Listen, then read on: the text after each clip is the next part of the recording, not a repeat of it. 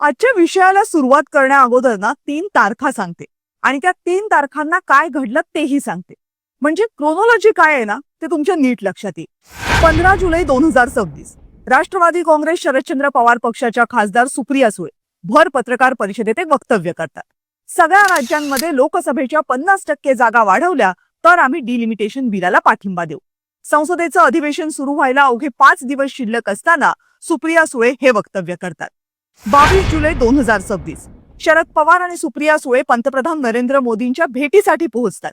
धर्मेंद्र प्रधान यांच्या राजीनाम्यासाठी अवघे विरोधक तेव्हा एकवटलेले असतात. देशभरात विद्यार्थी पेपर फुटीच्या मुद्द्यावर रस्त्यावर उतरलेले असतात आणि तेव्हाच पवार आणि मोदींमध्ये सविस्तर चर्चा होते. चर्चा कसली तर म्हणे राज्यातल्या शेती संबंधातल्या मुद्द्याची.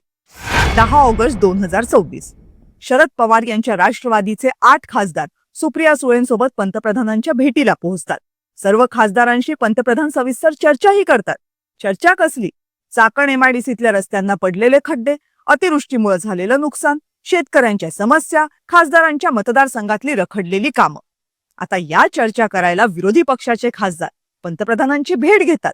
पंतप्रधानही ते भेट देतात. एकदा नाही जेमतेम 15 दिवसात 2 वेळा देतात. पंतप्रधान शरद पवारांना आणि त्यांच्या खासदारांना भेटतात. पण इकडे संसदेत पंतप्रधान येत नाही म्हणून विरोधक संसदेत गोंधळ घालतात. 2 आठवड्यात एकही दिवस संसद पूर्ण वेळ चालत नाही आणि विरोधातल्या शरद पवारांच्या खासदारांना पंतप्रधान स्वतंत्रपणे भेटतात 2-2 वेळा. त्यांच्या समस्या ऐकतात, त्यांना आश्वासनं देतात, त्यावर खासदार खुशही होतात. वर इकडे महाराष्ट्रात मुख्यमंत्री देवेंद्र फडणवीस सगळ्यांना सांगतात या भेटीकडे वेगळ्या दृष्टिकोनातून पाहिलं पाहिजे. कमाल आहे. म्हणजे शरद पवारांच्या पक्षाचं नेमकं चाललंय काय? त्यांनी आपली विरोधाची ती तळपती तलवार म्यान केली आहे का? म्हणजे एरवी शरद पवारांच्या पक्षाची विरोधाची तलवार तशी तळपती कधी नव्हतीच म्हणा. पण दिल्लीमध्ये डिलिमिटेशनचा मुद्दा तापलेला असताना सरकार साम दाम दंड भेद यातली जमेल ती नीती वापरून खासदार गोळा करत असताना एकाच पक्षाचे 8 खासदार होलसेलमध्ये पंतप्रधानांच्या भेटीवर भेटी घेत असतील तर मग हा प्रश्न विचारला जाणार ना. शरद पवारांच्या पक्षाची परिस्थिती एक वेळ समजता येईल हो. किमान महाराष्ट्रात तरी ती प्रत्येकाला कळते. पण केंद्राची, भाजपाची अशी काय अडचण आहे की ते शरद पवारांच्या पक्षासाठी एवढ्या पायघड्या घालतात? झालंय असं की दिल्लीमध्ये भाजपाची चांगलीच पंचायत झाली. त्यांना पास करून घ्यायचंय डिलिमिटेशन बिल, म्हणजे मतदारसंघ पुनर्रचना विधेयक. आता त्या डिलिमिटेशनची भानगड काय आहे ना त्याची जरा रिव्हिजन करून घ्या. म्हणजे मग शरद पवारांच्या राष्ट्रवादीच्या पंतप्रधानांकडे ज्या वाऱ्या सुरू आहेत ना त्यावर इतक्या संशयानं का बघितलं जातंय ते कळेल तुम्हाला. त्या मतदारसंघ पुनर्रचना विधेयकाला भाजपा डिलिमिटेशन बिल म्हणतच नाही, ते त्याला महिला आरक्षण विधेयक म्हणतात. आता या लबाडीमध्ये अडकून तुम्ही गोंधळू नका, कारण लोकसभेमध्ये आणि विधानसभेमध्ये महिलांना 33% आरक्षण देणारं बिल भाजपा सरकारनं आणलं, आठवते? बरोबर. ते बिल पास झालं, त्याचा कायदाही झाला. 2026ची जनगणना पूर्ण करायची, त्यावर आधारित लोकसभेच्या जागा वाढवायच्या आणि 2029च्या निवडणुकीत महिला आरक्षण लागू करायचं असं सरकारनं ते बिल पास करताना सांगितलं. विरोधकांनी ते एकमुखानं मान्य केलं. पण जेव्हा त्याची अंमलबजावणी करण्याची वेळ आली तेव्हा सरकारनं नसती कळ काढली. सरकारनं मतदारसंघाची पुनर्रचना करणारं बिल संसदेत आणलं आणि काय सांगितलं? आपण 2026च्या जनगणनेचा विचार सोडून देऊया. आपण जी 2021ची जनगणना झाली आहे ना त्याचे आकडे वापरूया. त्यावरून मतदारसंघांची संख्या वाढवू, नवे मतदारसंघ तयार करू आणि मग महिलांना आरक्षण देऊ. मग महिला आरक्षण झालं.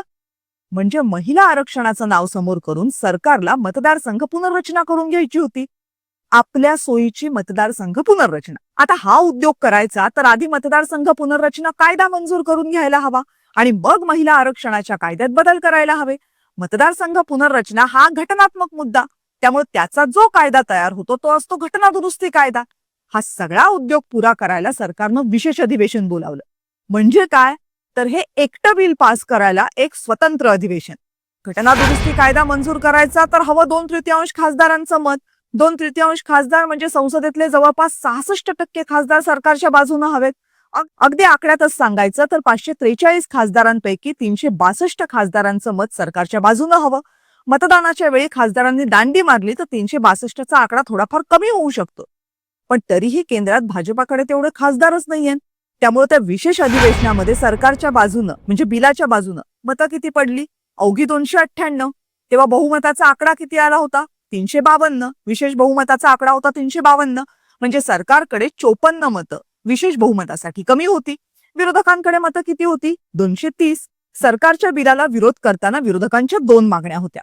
15 वर्ष जुन्या जनगणनेचे आकडे वापरण्यापेक्षा आधी सांगितली 2026 ची जनगणना वापरा.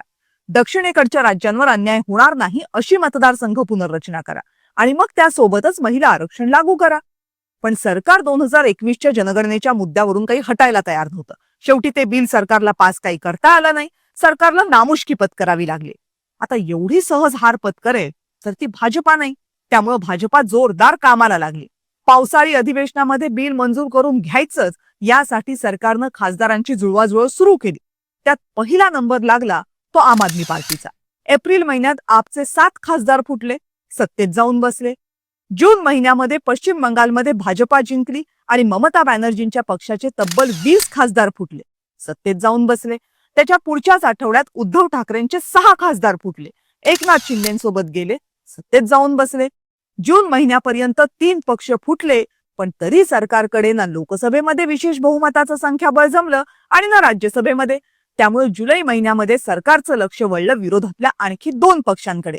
त्यातला एक म्हणजे तामिळनाडूतला डीएमके, ज्यांच्याकडे 22 खासदार आहेत, आणि दुसरा आहे शरद पवारांची राष्ट्रवादी काँग्रेस, ज्यांच्याकडे 8 खासदार आहेत. डिलिमिटेशनच्या मुद्द्यावर सरकारला सगळ्यात जास्त विरोध आहे तो दक्षिणेतल्या राज्यांचा. त्यामुळे राज्यातलं राजकारण काहीही असलं तरी डिलिमिटेशनसाठी केंद्रामध्ये सरकारला उघड पाठिंबा देणं डीएमकेला सहज परवडणारं नाहीये.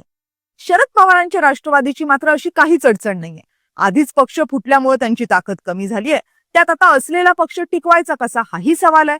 त्यामुळे सरकारला विरोधकांच्या खासदारांची सगळ्यात जास्त गरज असताना जर राष्ट्रवादी काँग्रेसचे खासदार पंतप्रधानांच्या भेटीला जात असतील आणि पंतप्रधानही त्यांना वेळ देत असतील तर त्यात राजकारण नाहीये, हे कसं मान्य करावं? पावसाळी अधिवेशनात हे मतदारसंघ पुनर्रचना बिल मंजूर करून घ्यायचंच असा नरेंद्र मोदी आणि अमित शहांचा प्रयत्न राहिलाय.